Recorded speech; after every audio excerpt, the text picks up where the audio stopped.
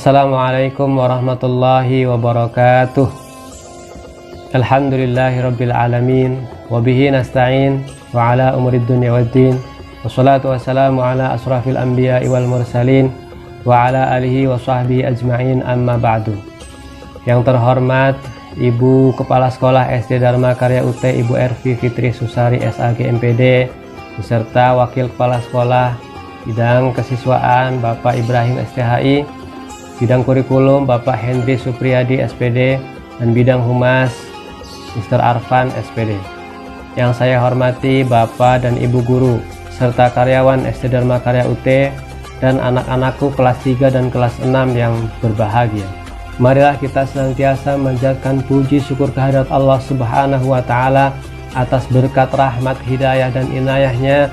Alhamdulillah hingga detik ini kita masih diberikan kesehatan, masih diberikan kenikmatan. Nikmat yang terbesar adalah nikmat iman, Islam, dan ihsan. Sholawat serta salam marilah kita senantiasa curahkan kepada baginda Nabi Muhammad Sallallahu Alaihi Wasallam yang telah menunjukkan kepada kita dari zaman jahiliyah, zaman kebodohan, hingga zaman yang modern ini. Anak-anakku kelas 3 dan kelas 6 yang Bapak cintai, Nabi Muhammad Sallallahu Alaihi Wasallam diutus oleh Allah untuk menyebarkan agama Islam. Nabi Muhammad berdakwah penuh dengan rintangan, penuh dengan cobaan, penuh dengan ujian, penuh dengan caci maki. Orang-orang kafir menolak mentah-mentah dakwah Nabi Muhammad Sallallahu Alaihi Wasallam.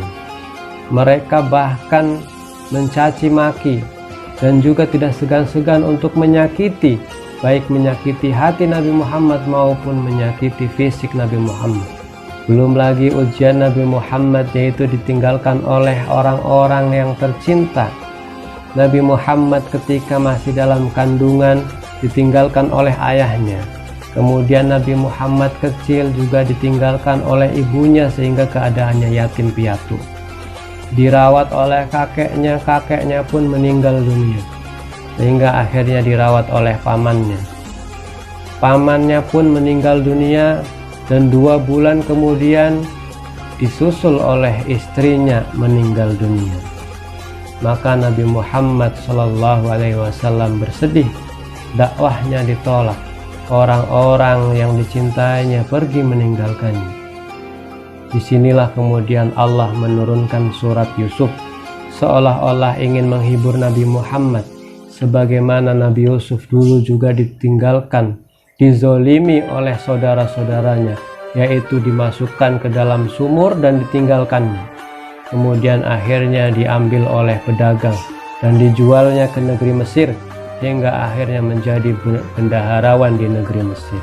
Turunnya surat Yusuf ini menenangkan Nabi Muhammad, sehingga akhirnya Nabi Muhammad mencari tempat baru untuk berdakwah, karena dirasa Mekah sudah tidak aman lagi. Orang-orangnya sudah berani untuk menyakiti Nabi Muhammad, menolak mentah-mentah dakwah Nabi Muhammad. Akhirnya Nabi Muhammad melakukan perjalanan sejauh 60 mil ke negeri Taif. Ternyata ujian juga datang. Di negeri Taif orang-orangnya dekat dengan orang Mekah. Orang-orang Taif juga menolak ajaran Nabi Muhammad SAW.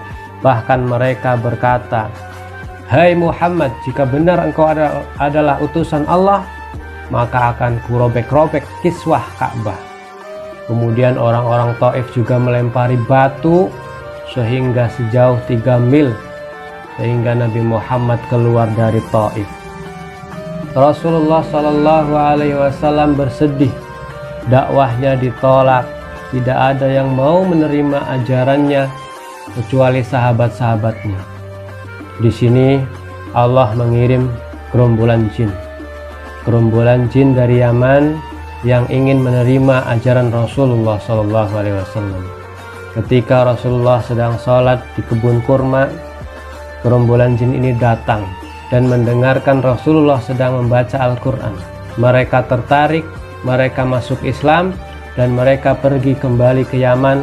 Di Yaman mereka juga berdakwah, menyebarkan agama Islam hingga ribuan jin masuk Islam. Maka ketika Nabi Muhammad hampir putus asa dalam berdakwah, akhirnya Nabi Muhammad beristirahat di rumah Ummu Hani. Ketika Nabi Muhammad sedang tertidur lelap, tiba-tiba malaikat Jibril turun menembus atap dan membangunkan Nabi Muhammad. "Ya Muhammad, bangun." Dan tiba-tiba ada dua malaikat yang membelah dada Nabi Muhammad, diambil jantungnya, dimasukkan ke dalam bejana emas dari surga dan dicuci jantungnya itu dengan air Zam-Zam, kemudian dimasukkan iman dan hikmah. Rupanya Allah ingin menghibur Rasulullah, Allah ingin menyiapkan Rasul untuk melakukan perjalanan besar, peristiwa besar, peristiwa yang akan dikenang oleh manusia. Nabi Muhammad satu-satunya manusia yang akan diangkat derajatnya melebihi manusia yang lainnya, bahkan seluruh makhluk ciptaan Allah, yaitu melakukan perjalanan Isra dan Mi'raj. Rasulullah akan diperlihatkan kekuasaan yang besar, maka dari itu Rasul dimasukkan keimanan dan hikmah supaya mampu mengambil pelajaran dari perjalanannya. Rasulullah melakukan perjalanan Isra dengan menggunakan buraq yang langkahnya sekali langkah sejauh mata memandang. Dari Baitullah kemudian ke Baitul Maqdis. Di Baitul Maqdis Rasulullah diberi pilihan oleh malaikat Jibril, yaitu berupa air minum khamr dan air susu, tetapi Rasulullah memilih air susu. Dan Jibril berkata, "Engkau akan diberikan hidayah oleh Allah, dan umatmu juga akan diberikan hidayah, senantiasa diarahkan ke fitrah." Setelah meminum susu, kemudian Nabi Muhammad dengan malaikat Jibril melakukan Mi'raj. Mereka naik ke langit. Di langit pertama, Rasul bertemu Nabi Adam. "Ucapkan salam kepada Nabi Adam, wahai Rasul," kata Jibril. Kemudian Nabi Adam di situ menangis ketika melihat ke kiri, banyak umatnya, keturunannya yang masuk neraka. Kemudian ketika melihat ke kanan, Nabi Adam tersenyum karena melihat orang-orang yang beriman, orang-orang yang mau beribadah kepada Allah sedang menikmati indahnya surga. Kemudian Nabi Adam mendoakan Nabi Muhammad. Setelah itu naik lagi ke langit kedua, Nabi Muhammad bertemu dengan Nabi Isa dan Nabi Yahya. Nabi Isa dan Nabi Yahya pun menyambut dan mendoakan Nabi Muhammad. Naik lagi ke langit ketiga, Nabi Muhammad bertemu dengan Nabi Yusuf. Naik lagi ke langit keempat, Nabi Muhammad bertemu dengan Nabi Idris. Naik lagi ke langit kelima, Nabi Muhammad bertemu dengan Nabi Harun. Dan naik lagi ke langit keenam, Nabi Muhammad bertemu dengan Nabi Musa. Di sini Nabi Musa juga menangis. Menangisi kenapa umatnya lebih sedikit yang beriman dibanding umat Nabi Muhammad.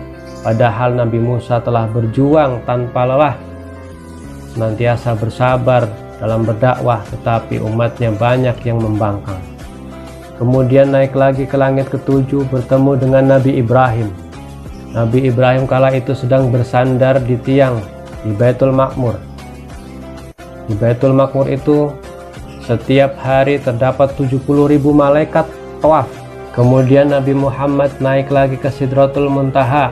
Di Sidratul Muntaha Nabi Muhammad melihat 4 sungai, dan di situ malaikat Jibril menampakkan wujud aslinya. Ini menampakkan wujud aslinya yang kedua kalinya. Yang pertama adalah di Gua Hira.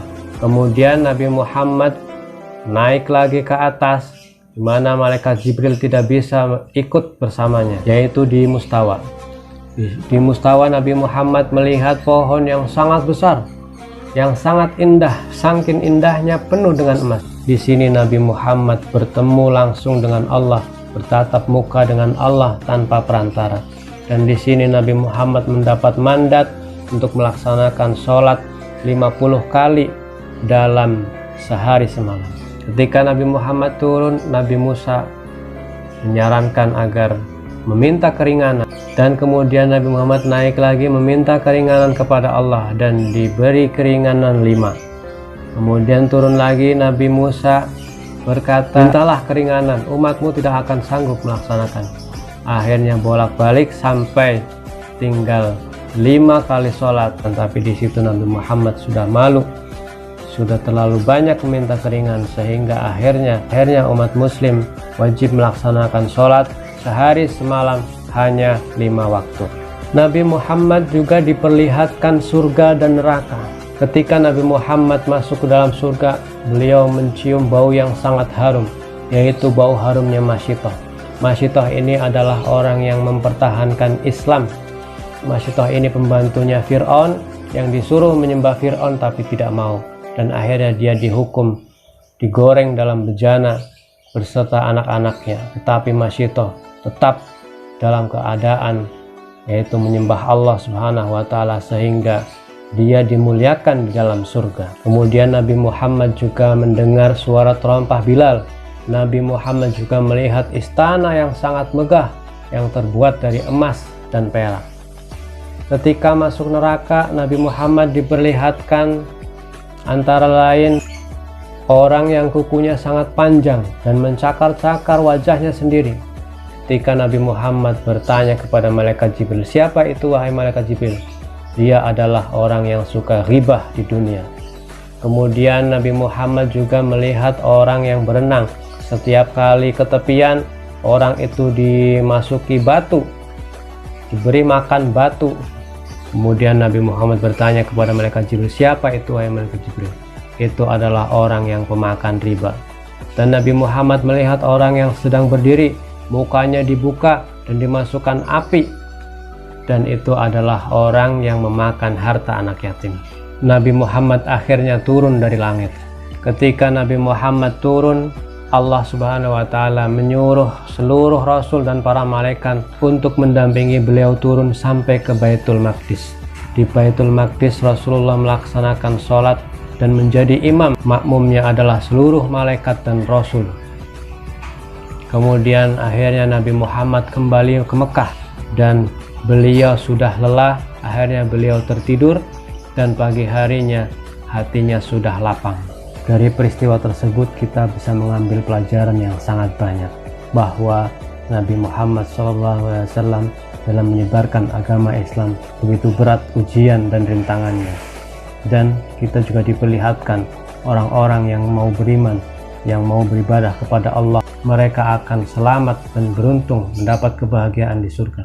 Sebaliknya orang yang tidak mau menyembah Allah, orang yang senantiasa berbuat maksiat, orang yang ghibah, orang yang memakan harta anak yatim, mereka akan sengsara di akhirat. Mereka akan dimasukkan di neraka dan disiksa.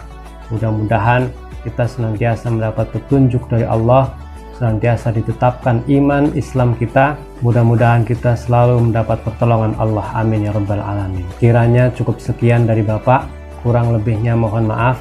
Usikum wa nafsi bitaqwallah, wallahul muwafiq ila aqwamit thoriq.